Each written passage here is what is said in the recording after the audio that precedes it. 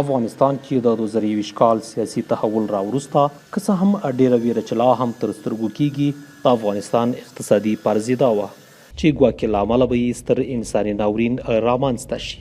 په خپله د اسلامي امارت ورهخوا د نړیوال بانک څو وروستي راپورونه او اقتصاد پوهان د دې پخلیا کوي چې د افغانستان اقتصاد نه یوازې مهار شوی او له راپرځېده ژغورل شوی بلکې په سم لوري روان دی.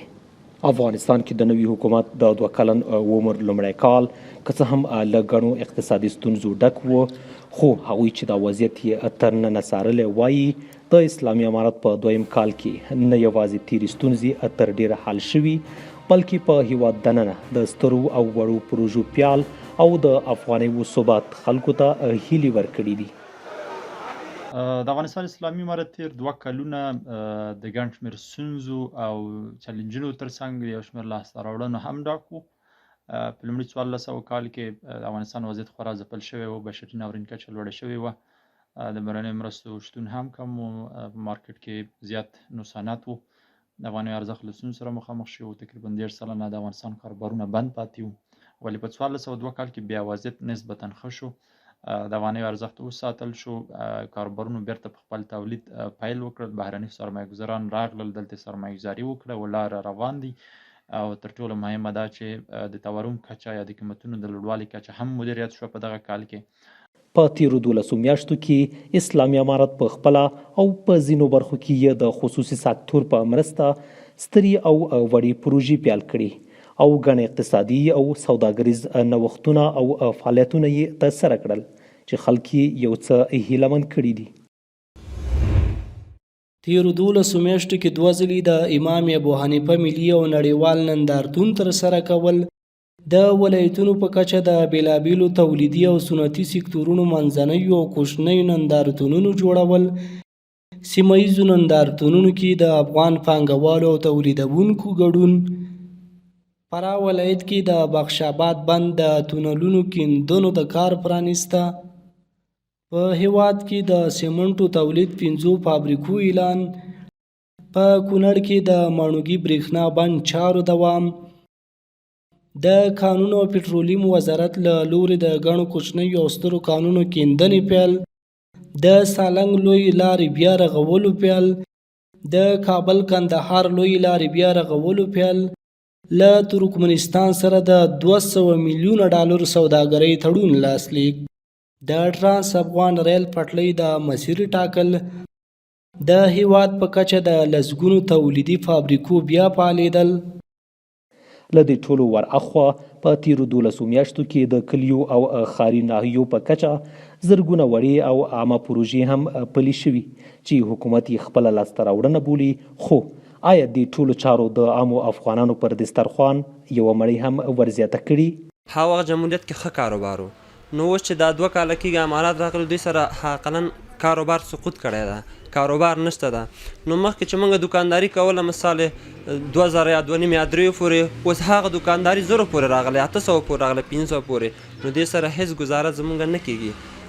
تر هغه چې جمهوریت سقوط کړی ده، د هغو سره کارونه هم سقوط کړي دي. یعنې کارونه که رښتیا وایم چې د ډېرو خلکو هیڅ کارونه نشته، خلک ډېر په مجبوریت حالت کې دي. نو خپل تاسو ته ډېر بهتره معلومه ده چې هغه خلک چې مثلا کاروبار یې ښه تجارتونه لرل، د هغو کار هم سقوط کړی سره د دغو دکاندارانو او د نورو د افغانستان خلکو. تغییرات آمده، زیادتر سر کرایجات تغییرات آمده، سر فروشات و قدر تغییرات نامده. به خاطر دلیل شبه شما گفتم انتقال قباله هست دیگه، کرایه ها پایان شده و پارتمان هایی که قباله عرفی داره توسط سطح رهنما خرید فروش میشه، اینا پایان شده، اکثر نرخ‌ها نسبتاً پایان شده. نړیوال بانک په تیرو 12 میاشتو کې د افغانستان اقتصاد ارزونې 2 راپورونه خپاره کړي چې په دواړو هغو کې یې دا وضعیت ستایلی دی. د یاد بانک وروستی راپور چې د روان کال جولای په 11 خپور شوی، د نورو اقتصادي او مالي پرمختګونو سربیره ادعا کړي چې د 2023 کال په لومړیو 4 میاشتو کې افغانستان کې د سړي سر عواید هم پورته تللي، خو کره ارقام یې نه دي ورکړي. د سوداګرۍ اقتصاد وزارت او نړیوال بانک وروستیو څېړنو ښودلې په 2021 میلادي کال افغانستان کې سړي سره عواید $368.8 و، خو اوس د عاید دا کچه پورته شوې او پکې د پام وړ زیاتوالی راغلی. له دې ورهخوا د 2023 کال له مارچ وروسته د مسلکي او غیر مسلکي برخې کارکوونکو لپاره د دندو په فرصتونو کې زیاتوالی راغلی. روان کال د هوا ښه والی د دې لامل شوی چې خلک په کرنه بوخت او یا هم له هغې بهر کارونه په لاس ورغلي چې ډیری خلکو ته پکې د کار زمینه برابره شوې. اقتصاد وزارت هم ادعا کوي چې د هیواد اقتصاد څرخي روان ساتلی او ګڼو کورنیو او نړیوالو شخصونو ورسره مرسته کړې چې دې برخه کې پرمختګ ولري. د یاد وزارت مسؤلین وایي د افغانستان اقتصاد په اوس کې د باثباته کېدو په لور روان دی.